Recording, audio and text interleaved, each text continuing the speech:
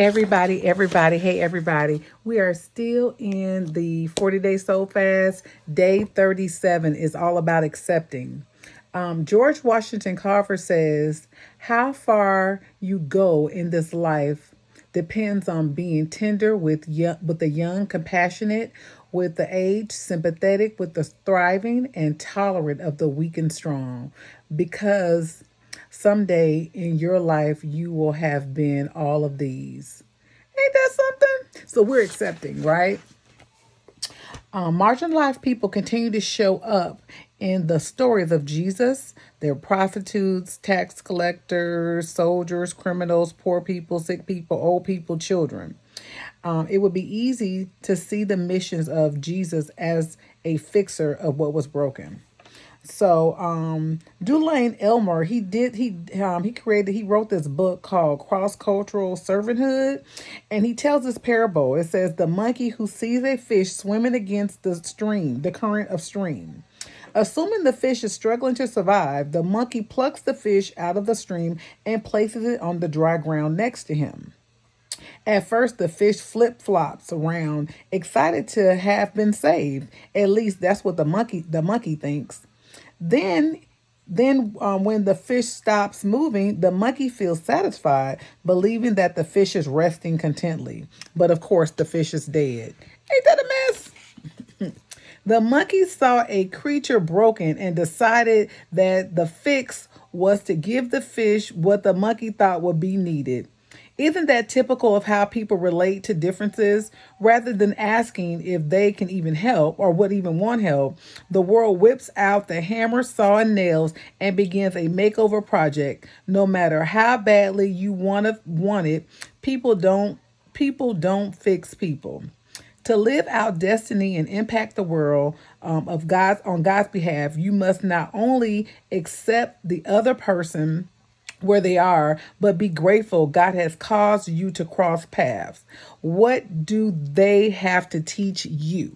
What do they have to teach you? And yeah, we were talking in our prayer group this morning just about being embracing people's differences, and we're supposed to everybody's supposed to show up differently. We all got different noses, different eyes, different body shapes, but a lot of times we don't. Everybody wants the same booty, the same breast, the same man with the same height, the same woman with the same curvaceous body. I mean, we've got to want individuality because that's how we are. Our fingerprint is different. Our eye bulbs are different. Our pupils are different. Everything about us is different. And God created it for a reason.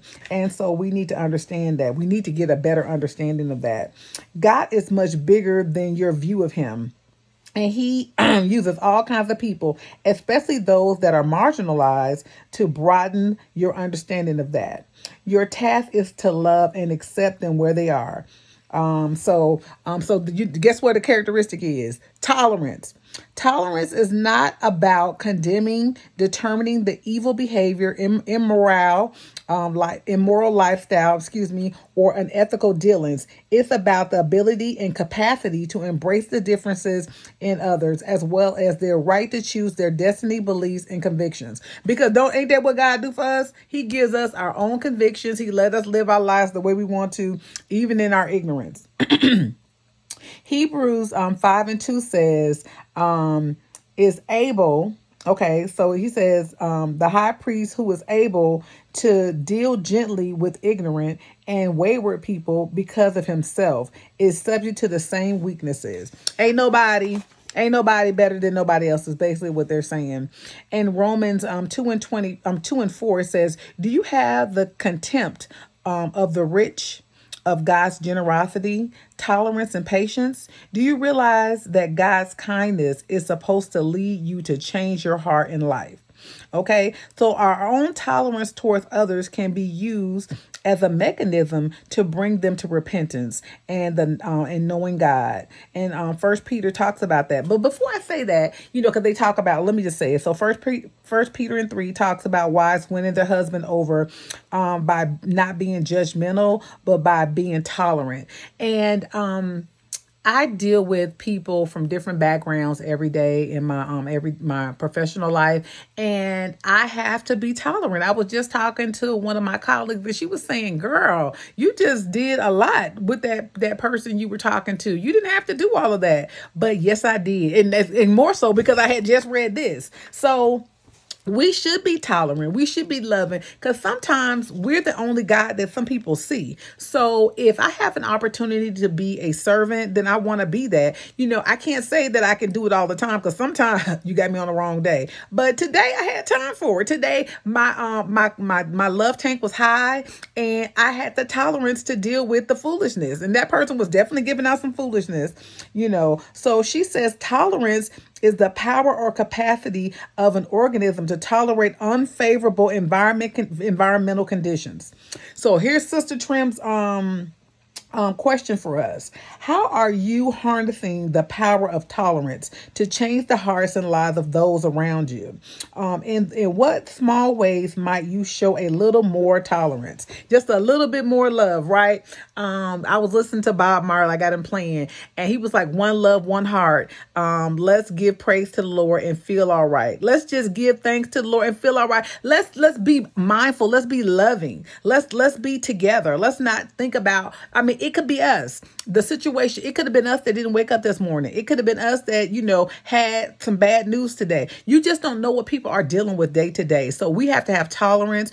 We need to have an understanding of empathy and sympathy for people. I knew she was going through something, this person I was dealing with. And so, I just was sovereign, right?